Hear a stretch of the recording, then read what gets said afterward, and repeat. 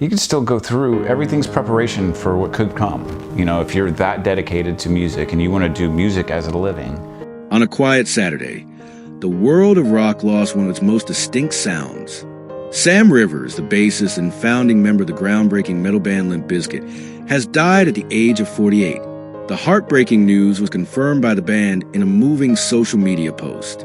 Although no official cause of death was immediately disclosed, Sam had previously battled alcohol-related liver disease, a struggle that followed him for years. In their statement, the band wrote, "Today we lost our brother, our bandmate, our heartbeat." They described Sam not just as their bass player, but as pure magic, the pulse beneath every song, the calm in the chaos, the soul in the sound. His passing has left fans and fellow musicians across the world stunned. Sam Rivers wasn't just a musician. He was a rhythm that helped define an entire generation of metal and rock fans. Early life and musical beginnings. Sam Rivers was born in Jacksonville, Florida in 1977. Long before he ever held a bass guitar, he was just a curious kid with a deep love for rhythm. Growing up, music seemed to surround him. Jacksonville was buzzing with local bands and musicians experimenting with new sounds in the late 80s and early 90s.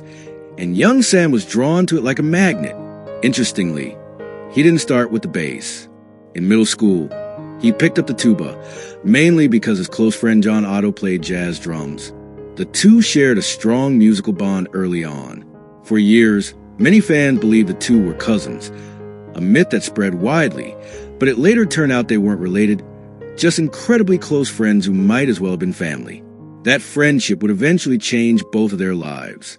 Finding his sound, as his love for music grew, Sam switched from the tuba to the bass guitar. It was there he found his true calling.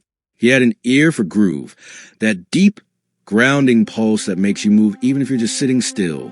During his teenage years, he began playing in local bands and developing his own style, combining funk-inspired rhythm with the heavy edge of rock and metal. Through mutual friends, Sam met Fred Durst, a tattoo artist with a passion for hip-hop and an unfiltered attitude toward music and life.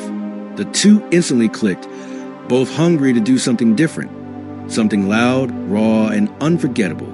Together with Otto, they formed a short-lived band called Malachi Sage, which gave them their first taste of the local scene. Though it didn't last long, it was a stepping stone to something much bigger. He birth of Limp Bizkit. In 1994, the trio regrouped to create a new band, one that would soon become a global phenomenon. They called it Limp Bizkit, a name that captured their tongue-in-cheek humor and their refusal to take themselves too seriously. They added the wildly creative guitarist Wes Borland, whose artistic approach pushed boundaries, and later, the energetic DJ Lethal, formerly of House of Pain. The combination was electric. Their sound, a fusion of metal, hip-hop, and punk, was fresh, aggressive, and addictive. Their big break came after opening for Korn in Los Angeles. Impressed by their stage presence, Jordan Sureflip Records signed them, eventually securing a deal with Interscope Records. Then came their debut album, $3 Bill Y'all, released in 1997. Songs like their gritty cover of George Michael's Faith and the chaotic energy of Counterfeit put them on the map.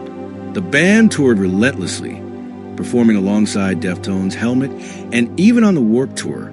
Audiences couldn't get enough. The intensity, the sound, the energy, it was unlike anything else. Meteoric rise to fame. By 1999, Limp Bizkit exploded into the mainstream with the release of Significant Other. Fueled by anthems like Nookie and Break Stuff, the album shot straight to #1 on the Billboard 200, cementing the band's place in rock history. Suddenly, Limp Bizkit wasn't just another band. They were a cultural movement. Their style, attitude, and unapologetic edge spoke to a generation that was restless and ready to break free. But with success came chaos. Their performance at Woodstock '99 became infamous. What was meant to be a celebration of music spiraled into violence and destruction. Many blame frontman Fred Durst on stage antics, though opinions remain divided to this day. Despite the controversy, Limp Bizkit pressed on, releasing another massive hit album in 2000, Chocolate Starfish and Hot Dog Flavored Water. It featured chart toppers like My Generation, Rollin, and Take a Look Around. Amid the fame and the madness, Sam Rivers stayed grounded. While others drew headlines for controversy, he focused on the craft, the groove, the melody, the feel. He was the calm in the chaos, just as the band described him years later. The struggles and changes. By the early 2000s, tension inside the band began to rise. Creative disagreements, personality clashes, and the pressures of fame took their toll. Guitarist Wes Borland left in 2001, leading Sam to temporarily shift from bass to guitar for their 2003 album Results May Vary. The album had its moments, but the chemistry wasn't the same. Thankfully, Borland rejoined in 2004, and for a while, things looked up. Then, in 2006, Limp Bizkit went on hiatus. For Sam, it was a turning point. Instead of fading from music, he turned his attention to producing, helping local Jacksonville bands like Burn Season and The Embraced. Behind the scenes, though, Sam was fighting his own battle. A battle with alcohol that would nearly cost him his life. Health battles and comeback. By 2015, Sam's health had taken a severe hit. Years of heavy drinking had led to liver disease, and the toll was becoming unbearable. He made the difficult decision to step away from Limp Bizkit, to focus on his recovery. In an interview with writer John Wiederhorn, Sam opened up about that painful chapter, saying, "I got liver disease from excessive drinking. I had to leave Limp Bizkit in 2015 because I felt so horrible. A few months after that, I realized I had to change everything." He stopped drinking, followed his doctor's advice, and, in what he described as a miracle, received a liver transplant that was a perfect match. It was a rebirth for him, and true to his resilient nature, Sam didn't stay away for long. By 2018, he had rejoined Limp Bizkit back on stage, doing what he loved most, feeling that pulse of the crowd and sending back the rhythm that made him whole. The final days. In the years leading up to his passing, Sam continued to tour, record, and mentor younger musicians. He was deeply involved in local music scenes, always willing to share advice, lend equipment, or simply listen. Even after his health struggles, he exuded positivity. Friends said he was grateful just to wake up every morning. Then came the devastating news on Saturday, when Limp Bizkit announced his passing. The band statement was filled with emotion, describing Sam as a once-in-a-lifetime kind of human, a true legend of legends. They ended with words that felt like a eulogy written from the heart. "Your music never ends. We love you, Sam. We'll carry you with us. Always. Rest easy, brother." DJ Lethal, heartbroken, added his own tribute. "We are in shock. Rest in power, my brother. You will live on through your music, your charity work, and your friendships. Enjoy every millisecond of life. It's not guaranteed." Sam Rivers will forever be remembered as the heartbeat of Limp Bizkit. The quiet force behind the chaos, the groove that made millions move. He wasn't just a bassist.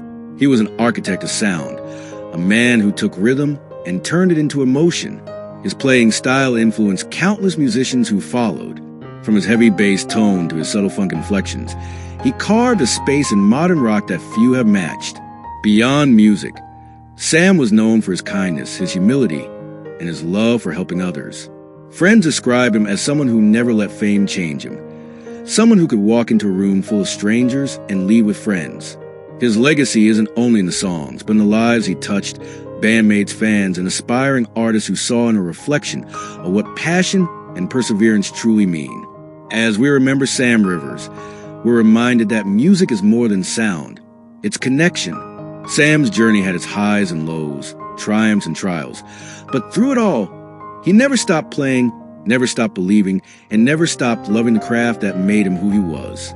His bass lines still echo in our speakers, our memories, and our hearts. Rest in peace, Sam Rivers. Your music never ends.